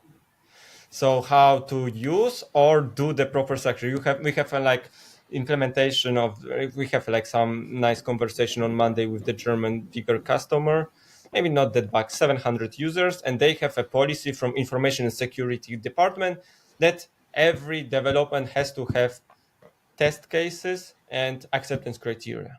Of course, you can put it in, and they are using premium and they have an Atlassian intelligence. They can put it that write me in that, but they have a special format stored in the Confluence page. Do you think people are going to Confluence page, copy pasting that manually to AI to get the results? Guess what? No. And now they have one button, and that's it. Yeah, it makes sense. Yes. It makes sense. Cool. That's the problem that we are solving. So that was app number 2. Yeah. What is app number 3? Okay, so then that's a new app that we work on this last year, and also for Code Guys. So we did not get any reward, but also the categories were a little bit different, and we also a little bit get the inspiration from what Atlassian is doing, because what was our need, especially for that people like me that I'm working in multiple projects. I have tickets in all kind of projects that need to be reviewed or so on. So the idea of the name of the app is User Hub. You can find it on the CodeGeist project gallery, that also probably in the link of that podcast. Yeah, I can what put it in. does. So you connect, you have one page. Imagine one page. You connect in configuration with your Confluence and Bitbucket. On the right-hand side, you have activity feed only for the objects or items related to you. Can be the Confluence page, can be Jira tickets, can be PR or commit. And on the left-hand side, you have a private backlog that you can work on, that it's not storing that data anywhere else. So it's in the Forge storage that you can get a note. So it's not related in a project or something like that? It's just like a notepad? Your own backlog, yes. Own private backlog. So is it working with issues or? So you have object on the right-hand side. You have a plus button. Plus button, move the item to the left, your private backlog, and then you can make a due date there. You can add a note, checklist, and you work on that ticket there, or plan it to work. And then when it's done, you can just delete it. Got it. So you don't want to share your notes and share the checklist with the other people, Yeah, especially I have when for you're this a for consultant. this reasons I have a private project in Jira where Okay. which is only readable for me. And how you Um, combine that with the tickets from the other projects? yeah, I need The to thing. go actively to the project. So the first Oh, problem, what you explained, I also have and that. Yeah, that overall, I'm totally not using the your work stuff in Jira because it's not really helpful. So means my task list is increasing at the moment because that's test number 3. What I need to do as soon the app is in the marketplace, I need to test it because I have exactly the problem. and also what it solves, that the biggest problem is what has changed in the last 24 hours, Yeah, 3 or 7 days, or custom range. So let's say you were off. So yeah, you are back on Wednesday. So today is yeah, Wednesday. You were off. You just click one button, show me all items that has been changed, and they are only relevant to you because you are reporter, assignee, or the watcher, or been yeah. mentioned. Yeah, All the, we have the same as a robo agent in the NASA app. So where you can, but your app doesn't need robo licensing, so means it's $24 cheaper as the feature on the NASA app. But this is a super helpful tool, especially the off situation, but also where I see it really often. I mean, we are working in a 4-day work week environment, so I have every week the problem. Okay, what happened in my off day? Because other people worked on stuff, but you have it also on in global companies. Yeah, so where people working at night because they're sitting on the other side of the world, and then you're always getting the feed blah blah blah blah blah with tons of changes, but most of the stuff is not relevant for you, and you want to figure out okay what was going on my tickets, and etc. when you have 11 Jiras to check and 47 Kanban boards, because that was Yeah, my case last year. So we have implementation of Doctor in 11 clients, yeah. 47 boards, and when you are on Monday, you are checking all of them manually. And I said, oh no, I need to automate that somehow to see Okay, it what also has changed. works. Not just working cross project; it also works cross instance. No, no, no, no. No. But you Okay, go good. to 11 boards and then you see if something has Yeah, changed yeah, since the time. And then you don't go to each Kanban board yeah, because you are like different ticket in the engineering board, different in the marketing board, and so on. And now yeah, you have one pager and also for Confluence pages to be reviewed or being mentioned. And you can directly from there see what has changed in the range of time. For example, the history of the ticket in the last 24 hours or last 7 days, and you see that somebody changed that and what, and you can make a comment out of it. And in the next version, we will also add modifying the ticket directly from the page as a framework, but that's a that's next. cool. That's cool. So means my task list grew already. I need to test your Doctor for Jira app again. I need to test your AI assistant again because it's interesting for my use cases, and I need to test your new app. User hub, It's at the moment in review from Atlassian for correct. publishing on the marketplace. So means user hub. Okay, good. Cool. Perfect. Looking forward to play around with that. Let's jump to the last point. We are running a little bit out of time. It was clear from the beginning when we both do a podcast that Sorry for that, but when I discussed with Hui, I said, Hui, I can't promise you. I can promise you everything else, but I can't promise you that I will, especially with Bjorn. Then I mean, it's we are all working in somehow agile software stuff and so on. We all know how it is. There are these classic speeches where they are the last 20% taking 80% of the time, and estimations are always wrong. Blah blah blah blah blah. The podcast idea started with an hour podcast. I think only the first podcast was 1 hour and 10 minutes with Chris Boyce from Umano, and then it was constantly increased with 10 minutes. So, and I think you are now the new champion, or you will. It looks like you will be the new champion. not sure if it's good or bad, but I hope it's not boring. At least what I always try to not be boring. So because I know how At it works. at least we had a good conversation. I think it's totally not boring. So let's come to the last point. The 06 12 category. So always in the preparation, you need to answer 3 questions to me. And the first question is, what was an interesting challenge where you couldn't find a playbook for to get your goals? And your answer is here: the diagnosis of an enterprise level customer with 50,000 users and thousands project, and this all on Forge. So it means this was a customer for Doctor for Jira, or? Yes, it's Doctor for Jira. Yeah. Oh, that's the problem that we were facing for 1 year of development, because as I wrote here, Forge is not enterprise ready platform for the app vendors because of all the limits. So quota limits, Yes, API quotas, the and so on. size of the batch, and how many jobs you can do, and how the job has to finish in the certain amount of time. Of course, they are increasing each time, but for us, we have to rewrite the engine of the Doctor 3 times, so from the scratch, because the Just first for this customer.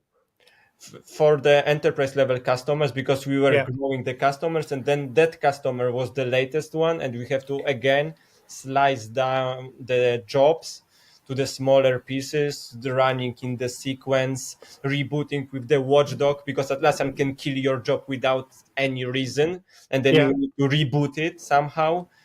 Oh, that was a nightmare. Like when we were able to diagnose that kind of instance, that was like having the Christmas or birthday, like super, super relief. Yeah. But still we encounter like many other, like for example, yesterday, the user tried to migrate 120,000 tickets from one custom field to another. Yeah. And of course, after 60, Atlassian kills that because it's too many incursive the calls, and that's it.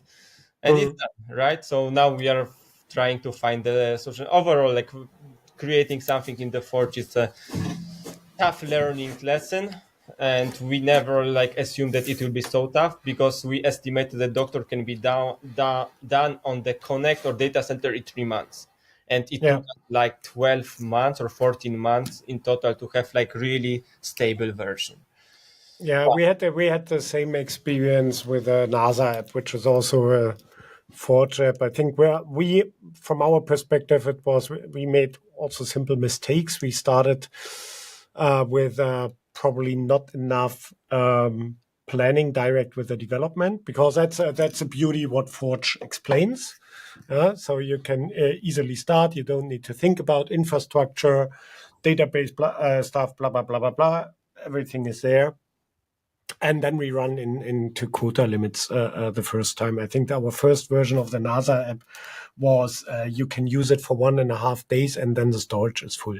Oh yeah. So We did our own compression for the data to solve that problem. So yeah, I mean, at the end it was then the idea. Okay, then we are not storing the stuff in the Forge storage. So then we always refreshing simple the data, and we're requesting it via API. But then you run into the API quotas. So means it was at the end a mix of using the right stuff for the right things. So it was also the usage of browser storage for a lot of stuff which is already on the screen, and it was an heavily thinking process, and it's still the case when we create new features, that we need to think about the architecture first, and not just starting development, thinking about, okay, what are new objects? Where is it necessary that they are persistent, or is it just temporary stuff what we need?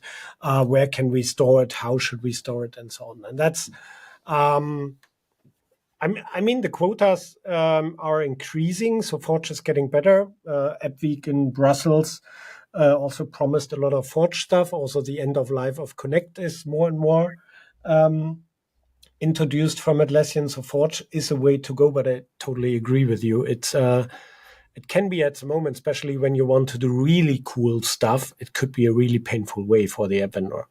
yeah, especially if you compare to Connect, how easy it would be, right? So you have Yeah. your own service, you process the data and make a calls by. And Yeah. here you need to works around a lot of stuff.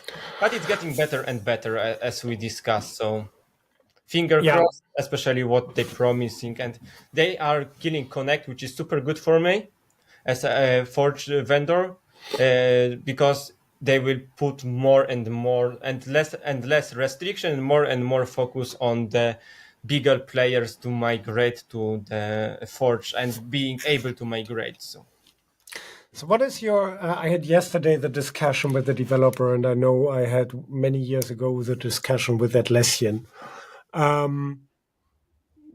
Especially also when we look on new stuff, or we talked yesterday, for example, for creating in Confluence these page trees when you want to move a page. So then the modal opens, you see a page tree, you can select the stuff, etc. So this stuff doesn't exist in Forge as a component. So you need to create it by your own. But when you analyze a little bit how Atlassian is doing it, then they have also somehow special APIs. So what is your thought on following statement? Because I made the statement a couple of years ago to Atlassian that it would be amazing for the marketplace and the whole Atlassian community when Atlassian would use for their products the same APIs what the marketplace vendor need to use, because this would improve Forge massively. So everybody need to eat the same dog food. But at the moment we have these two class situations. So Forge for marketplace vendors, or the APIs are different as the APIs what the Atlassian teams are using. What are your thoughts on this? Okay, unpopular opinion. Our popular opinion, but a tough truth, that Atlassian, I think, is scared of doing that because of the poor development team that they have. That's the reason. Because you think it's a quality thing? Okay. Yes, quality thing of the development, because they are afraid that we will break something. Maybe they are right, maybe they are wrong. But in my opinion, if they would have a good development, then they would allow us to use all this stuff.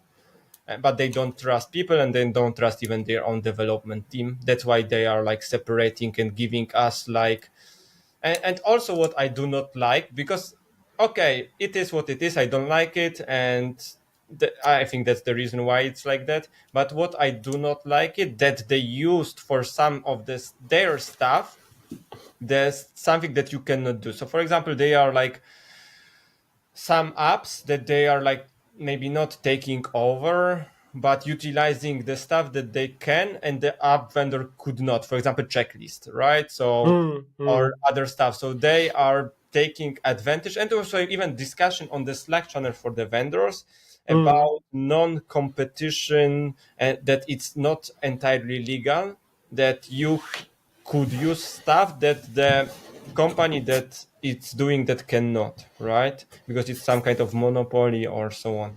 So they will do their own doctor and using directly SQL queries, that I cannot do that, and it will be 10 times faster and better, and you cannot do anything, right? So I'm a little bit on a different side. I mean, I also see the discussions, and as much I like these discussions, I think the whole marketplace need to deal more and more with the aspect, what we see already since a couple of years, that Atlassian has changed their behavior, how they deal with marketplace vendors. Also, same with solution partners. So it's relatively simple. In the past, it was better. And Atlassian is doing more and more what is good for Atlassian. I personally think that's their right. I agree. But I totally see the problem. I mean, I'm also a marketplace vendor. I totally see the problem. I also don't like how the behavior changed more and more. And it should be more a collaboration between. I would be totally happy when it goes back to a better collaboration between the ecosystem and Atlassian, because I think this could have the power, and the marketplace is the third biggest product from the Atlassian perspective. But I have more and more thoughts, but this will be again then our episode number 3. I have more and more thought that also apps from other vendors are also potential risks for Atlassian. Because when we look on their strategy, they can't control a roadmap of a marketplace vendor. They can't control where a feature goes, and so on. So when they do it by themselves, then they have the full power. It's their asset. It's their intellect. It's their IP. So I have more and more the feeling that this plays also somehow a role in these whole scenarios. But yeah, it's getting tougher for a marketplace vendor. So many years ago, I would say, when you found a company, you were a developer and so on, go to the Atlassian Marketplace. That's a cool place for having the ideas. But I assume you would agree it's getting tougher and tougher to create a successful company. It's Now, still possible, but it's still possible, but I'm not sure if you know that or remember that Atlassian was an open source for very long, the Jira. yeah. And Yeah. why it gets so popular? Because of the company. The name was the Greenhopper. Yeah, I know this. Yeah. Kanban and Scrum was developed by the different company that was later on acquired and incorporated into Jira product. That's why it gets so successful, because of that single app that did a lot of the solve all the problems that the people had at that time, that was so agile stuff. And imagine that Atlassian would not be here where it is if they would not make it open source and have the nice that time was no marketplace, just a vendor that created that stuff. Yeah, I think I would definitely extend your story also that I think the marketplace was over the last 10 years also the enabler that a lot of customers said, yes, we are going for Jira or for Confluence, because they saw, okay, the basic system can do this, this, and that, but I want to have this, and that also. Hey, cool, I can buy an app for it. Yeah, it's like a smartphone. Yeah, Yes. A smartphone is nice and cool, but the real fun comes with the apps, and these are individual decisions what you want to use. Okay, I need to look on the time. So what do you face the next 6 months? Events. I'm looking forward. I will definitely meet you on some of these events. So which one? Which one? Yeah, definitely Team 25 Anaheim. That's clear. The Jira Day in Krakow. I'm also there. Okay, cool. I missed the high velocity event in Munich. Are you not going to this one? Mm-hmm. Okay. And yeah, I was once on the community event in Poznan. It's I think I was on the first one or on the second one. That's a really cool one. But yeah, no, it will be Jira Day Krakow and Team 25 Anaheim. And Berlin? Are you planning to be first week of?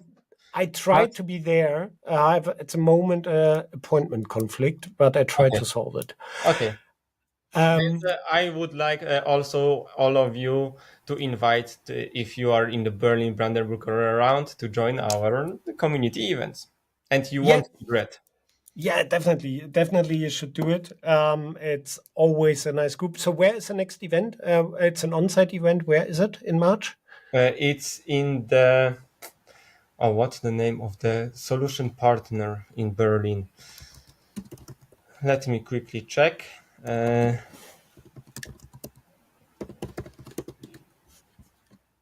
That's important. I can write it in the show notes. I will put the link from the event symbol in it. Oh yeah, it's a 4th of March, and it's hosted in Code-centric. Oh, sorry for that, guys. Cool. Code-centric. Yeah, I met the Code-centric guys last year. Perfect. Super nice solution partner. Thanks for hosting us, and yeah. So you explained already to me you are doing a yearly planning. You also said you have plan A, plan B, plan C, and so on. So my question here, where you're planning in 1 year, so you just answered with one plan. Thanks for this, that we are not extending the time with, I have 10 plans prepared for where I will be in 1 year. That's the most important one, but the top. Yeah, so Gold Marketplace partner. So what's the motivation behind it? So why do you think this is what I want to achieve Okay. in 1 year. Now coming back to the story when I was on the other side of the table, for me it was always important to have established company as a provider for the solution, especially in the world like enterprise level, when the risk is important that you onboard the app and that the app is supported and so on. The Atlassian labels were pretty important to me, especially if it's a silver, gold, or platinum partner, not one man guy that's doing on the part-time stuff. Uh, Except Jira Workflow Toolbox, of Yeah. course, because it was super guy doing that in Spain. And but now it's already in the Atlassian Platinum partner. So yeah, Okay. so we would like to get into the gold partner, but let's see how it will go because there is so many factors. Because then you need to have a revenue,